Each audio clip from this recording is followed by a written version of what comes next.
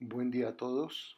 Quiero primero que nada saludarlos y desearles que todo en sus casas y con sus familias esté bien.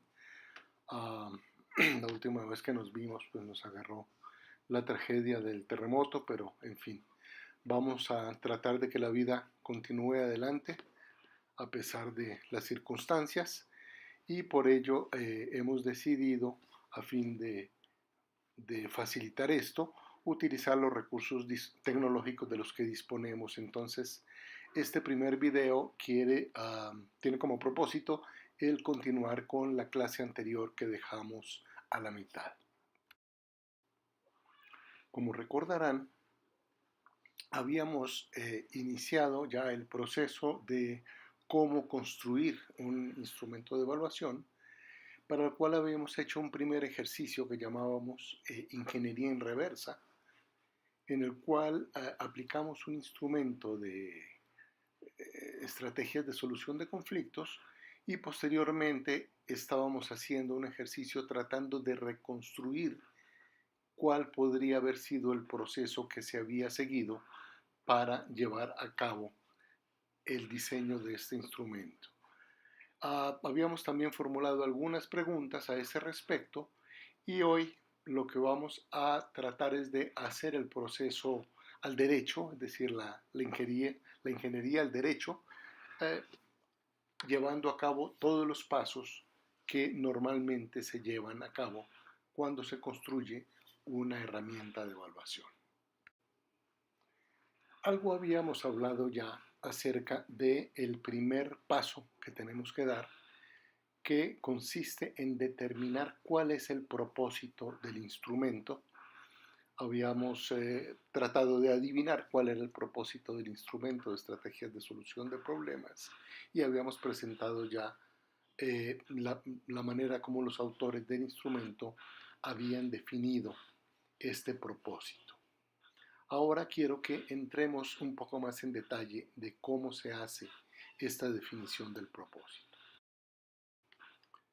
Para definir el propósito de un instrumento de evaluación, resulta muy útil el formularnos una serie de preguntas, como qué es lo que queremos evaluar, para qué queremos hacerlo, a quién queremos evaluar, cuándo y cómo queremos hacerlo.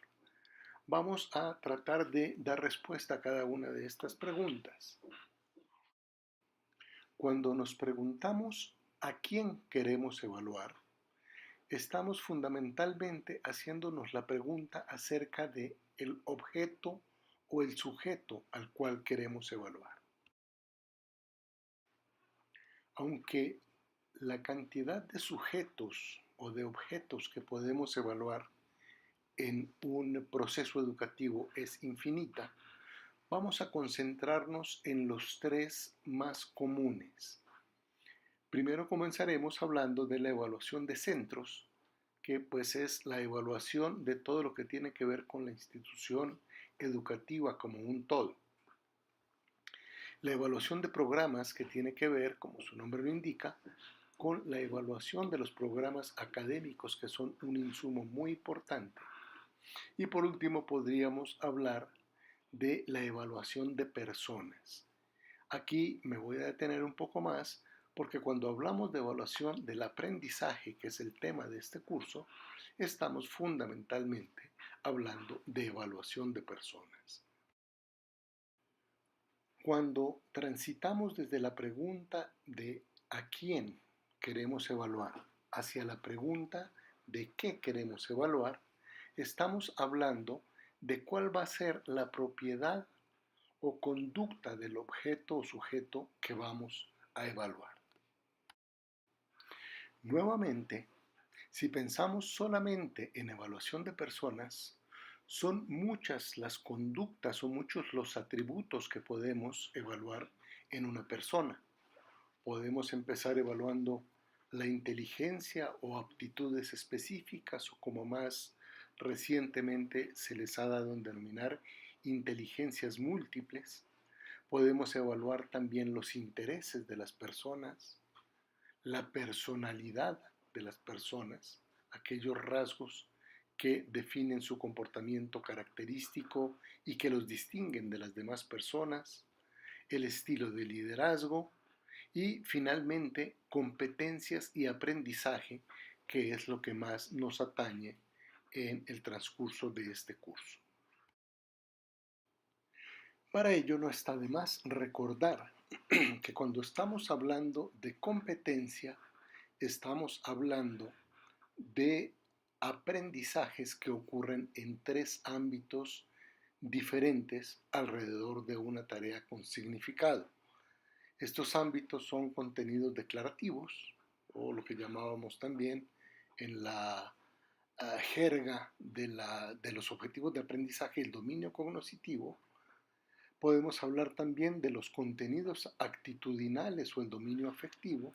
Y por último, los contenidos procedimentales que en gran medida están asociados al dominio psicomotor. Entonces, cuando hablamos de aprendizaje y sobre todo cuando hablamos de competencias, tenemos que estar pensando en evaluar estos tres ámbitos diferentes. Ya que tenemos definido cuál va a ser nuestro sujeto y qué es lo que vamos a evaluar, la siguiente pregunta se dirige hacia el momento en el cual queremos llevar a cabo la evaluación. La evaluación es un proceso que puede llevarse a cabo y que normalmente se lleva a cabo en cualquier momento a lo largo del proceso de enseñanza-aprendizaje o del proceso instruccional. Sin embargo, los teóricos generalmente nos hablan de tres momentos que son muy importantes.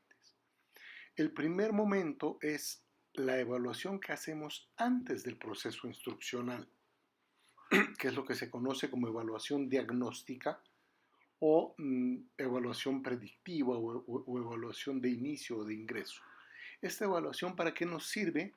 Nos sirve en ocasiones para saber cómo vienen los estudiantes en relación con ciertos conocimientos previos que nosotros esperaríamos que los alumnos ya trajeran. Sin embargo, en otras ocasiones nos interesa saber cuál es la actitud o cuáles son las creencias que traen los alumnos con respecto a algún conocimiento, con respecto a algún contenido. Posteriormente está la evaluación formativa, que es la evaluación que hacemos en el día a día y que nos permite ver cómo va avanzando el alumno durante el proceso de aprendizaje. Y por último tenemos la evaluación que hacemos una vez que ya terminó el proceso instruccional, que es lo que llamamos evaluación sumativa o de egreso. Ahora, es muy importante entender que estos tres momentos pueden ocurrir en distintos tamaños. Puede ser la evaluación diagnóstica, puede ser la evaluación que hacemos al inicio de un curso, al inicio de un programa completo, o al inicio de una clase, o al inicio de un tema en particular. Igual, la evaluación sumativa no necesariamente es la que hacemos al final del curso, sino que puede ser la evaluación que hacemos al final de una clase para ver cómo salen los estudiantes con respecto a los temas específicos de esa clase. Y la evaluación formativa pues es la que estamos llevando a cabo en todo momento a lo largo del proceso instruccional. Un fenómeno que está muy relacionado con la evaluación, particularmente con la evaluación formativa y con la evaluación diagnóstica, es el de la retroalimentación, es decir, el de la capacidad del docente de regresarle al alumno información acerca de su propio desempeño. En ese sentido, puede decirse que la retroalimentación regula el aprendizaje del alumno. En algunos casos se habla de regulación retroactiva cuando la retroalimentación viene después del proceso instruccional. Al alumno le hemos enseñado una serie de conceptos, evaluamos y damos retroalimentación en la que le estamos informando al alumno acerca de su desempeño. En otros casos, la retroalimentación puede ser proactiva.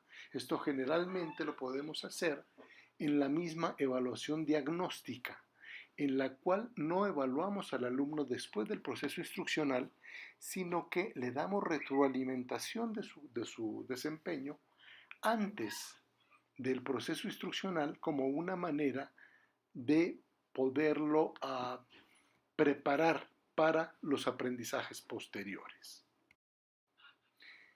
Ya que hemos definido a quién vamos a evaluar, qué vamos a evaluar, cuándo lo vamos a hacer, es hora de pensar en cómo vamos a interpretar los resultados de la evaluación. Pueden identificarse dos grandes maneras en las cuales podemos interpretar los resultados de un proceso evaluativo. El primero de ellos, que es lo que se conoce como evaluación normativa o como evaluación con referencia a normas, es cuando comparamos el resultado obtenido, sea en un estudiante o en un grupo de estudiantes, con respecto a una norma estadística poblacional proveniente de una muestra representativa o de una población en particular. Es cuando podemos nosotros decir, por ejemplo, que el promedio de un estudiante en un EGEL está por encima o por debajo del promedio, o qué tan distante está del promedio o en qué percentil se encuentra, etc. Sin embargo, el tipo de evaluación que por lo general nos interesa más cuando estamos hablando de evaluación del aprendizaje tiene que ver con la evaluación criterial o con referencia a criterio, en la cual comparamos el resultado de desempeño de un estudiante con respecto a un criterio previamente definido que nos indica cómo está el estudiante, no con respecto a los demás compañeros, con respecto a una norma poblacional, sino con respecto a ese criterio que hemos definido de aprendizaje.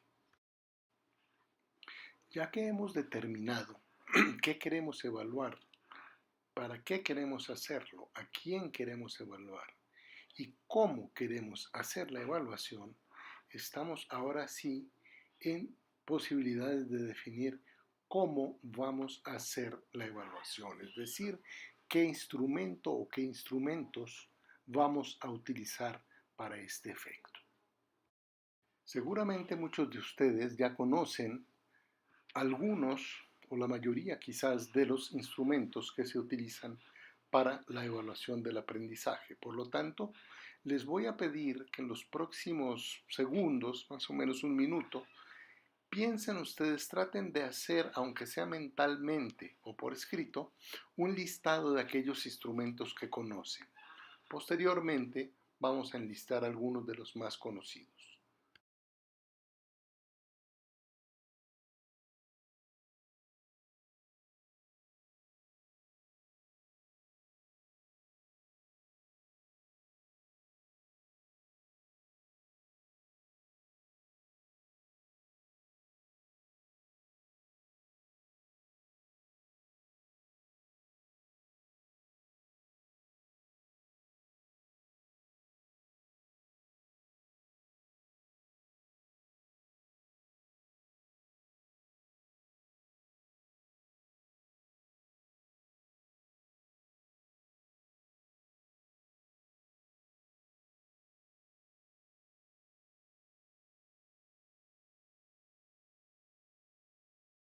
Ahora van a comparar ustedes ese listado que hicieron mentalmente con algunos, tan solo una pequeña muestra de los instrumentos más comúnmente utilizados.